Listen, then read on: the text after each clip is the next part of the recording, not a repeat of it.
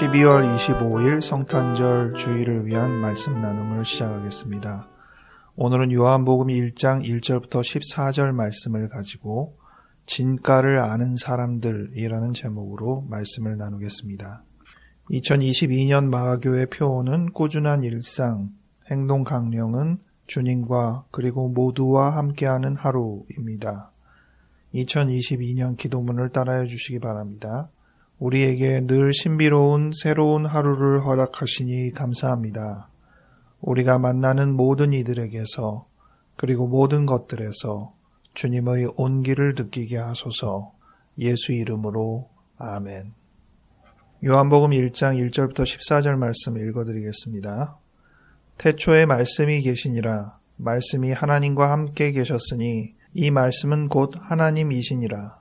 그가 태초에 하나님과 함께 계셨고 만물이 그로 말미암아 지은 바 되었으니 지은 것이 하나도 그가 없이는 된 것이 없느니라. 그 안에 생명이 있었으니 이 생명은 사람들의 빛이라. 빛이 어둠에 비치되 어둠이 깨닫지 못하였더라. 하나님께로부터 보내심을 받은 사람이 있으니 그의 이름은 요한이라. 그가 증언하러 왔으니 곧 빛에 대하여 증언하고 모든 사람이 자기로 말미암아 믿게 하려 함이라. 그는 이 빛이 아니요 이 빛에 대하여 증언하러 온 자라. 참 빛 곧 세상에 와서 각 사람에게 비추는 빛이 있었나니 그가 세상에 계셨으며 세상은 그로 말미암아 지은 바 되었으되 세상이 그를 알지 못하였고 자기 땅에 오매 자기 백성이 영접하지 아니하였으나 영접하는 자 곧 그 이름을 믿는 자들에게는 하나님의 자녀가 되는 권세를 주셨으니 이는 혈통으로나 육정으로나 사람의 뜻으로 나지 아니하고 오직 하나님께로부터 난 자들이니라. 말씀이 육신이 되어 우리 가운데 거하심에 우리가 그의 영광을 보니 아버지의 독생자의 영광이요 은혜와 진리가 충만하더라. 아멘. 오늘은 성탄절이자 동시에 송년주일입니다. 2022년의 마지막 주일입니다. 한 해를 지켜주시고 지금까지 이끌어주신 하나님께 감사를 드립니다. 특별히 오늘 예수께서 이 땅에 오심을 기념하여 우리를 구원하신 예수님을 찬양합니다. 오늘 본문 요한복음은 비단 성탄에 관하여만 아니라 기독교인인 우리로서 하나님에 대해서 그리고 예수님에 대해서 생각해 볼 수 있는 아주 대표적인 성경이라 하겠습니다. 말씀이신 하나님께서 빛으로 이 땅에 임하셨다고 하셨는데 문제는 그 빛을 아는 이가 없더라는 것입니다. 인간은 어둠에 있기 때문에 빛이 비춘다고 해도 그 빛을 깨닫지 못할 정도로 어두워져 있다고 말합니다. 심지어 자기 땅에 오매 자기 백성이 영접하지 아니하였다고 했습니다.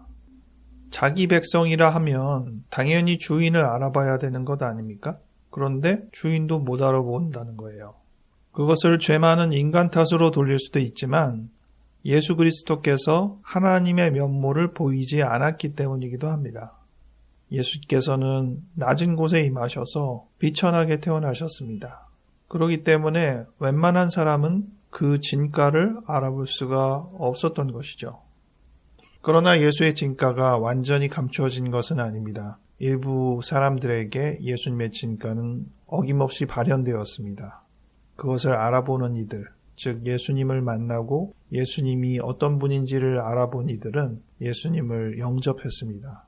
심지어 직접 보지 않고 예수님의 소문만 듣고 소식만 듣고도 예수님의 진가를 알아보고 예수를 받아들인 사람들이 있습니다. 그들이 하나님의 자녀가 되는 것입니다. 여러분도 그렇고 저도 그렇고 그렇게 하나님의 자녀가 되었습니다. 예수님은 결과론적으로 굉장히 대단한 분이죠. 예수를 신으로 인정하지 않는 사람 입장에서 보아도 예수님은 정말 대단한 분입니다. 전 세계의 많은 사람들이 믿는 기독교, 종교의 신앙 대상이 되기 때문입니다. 그러기가 쉽습니까?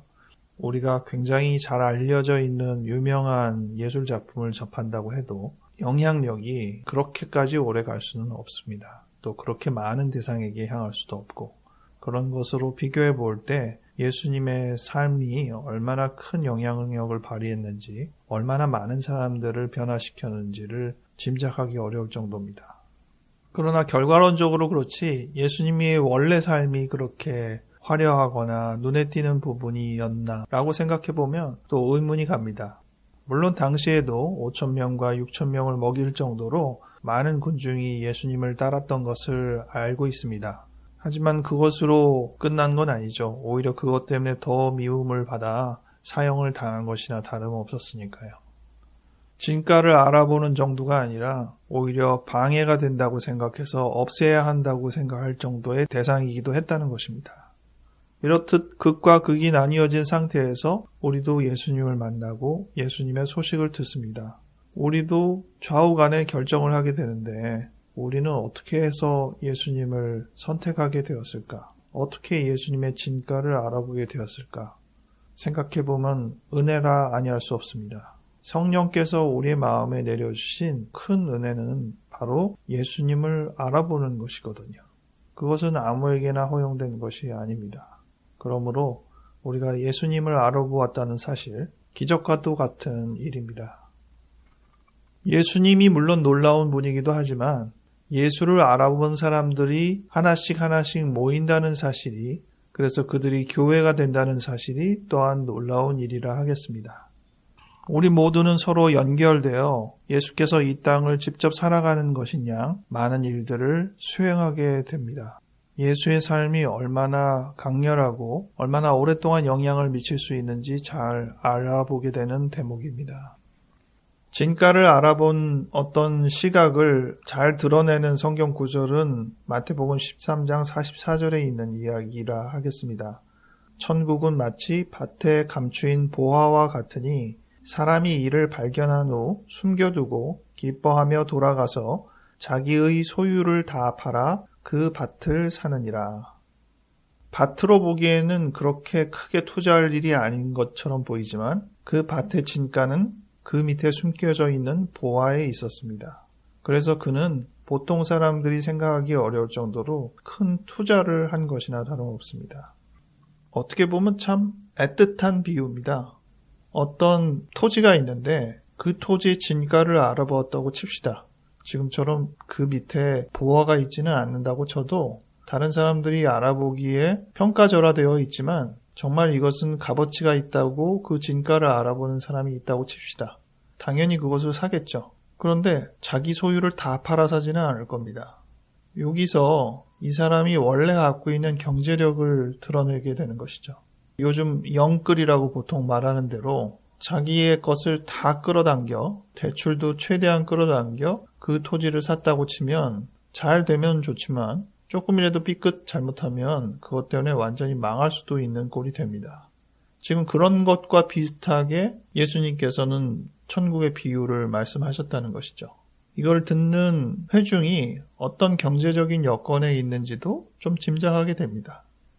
그래서 자기의 소유를 다 팔아서 그 밭을 샀다는 게 얼마나 절실할지, 얼마나 큰 결심일지를 충분히 실감할 수 있는 사람들에게 하신 말씀이라 보여집니다. 우리에게도 똑같은 질문을 하게 됩니다. 첫 번째, 우리는 예수님의 진가를 정말 그렇게 이해하였는가?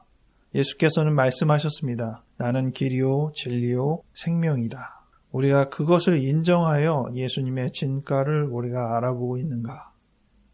둘째는 우리는 그 진가를 소유하기 위하여 얼마나 각오하고 있는가? 어쩌면 우리의 모든 것을, 우리의 생명까지 내어놓을 수도 있는 결심을 하고 있는가? 되돌아볼 일입니다. 2022년을 마무리하며 여러분의 삶 속에 하나님이 어떻게 관여하시고 스며드시고 어떻게 우리의 인생을 움직이셨는지를 생각해 볼 수 있기 바랍니다. 또 새로 열리는 2023년에도 하나님의 도우심과 함께하심이 늘 하치하기를 기도해야겠습니다. 기도합시다. 하나님, 우리에게 2022년을 허락하시니 감사합니다. 이 땅에 임하신 예수님을 생각하며 우리가 예수님을 알아보고 예수님을 영접하였다는 것으로 인하여 진심으로 크게 찬양을 드립니다. 어떻게 우리가 예수님을 알아보았을까요? 이 세상이 발견하지 못했던 그 진가를 발견할 수 있도록 우리를 이끌어 주셔서 진심으로 감사드립니다. 하나님, 한 해도 우리가 새롭게 살아가고자 합니다. 남들이 모르지만 진정한 진가를 발견하고 그것을 위하여 또 충분히 우리의 것을 드려가며 희생해가며 살아갈 수 있는 우리가 되게 인도하여 주시옵소서. 우리의 삶은 주님의 것입니다. 아낌없이 주님께 드릴 수 있도록 이끌어 주시옵소서. 감사드리옵고 예수 이름으로 아멘.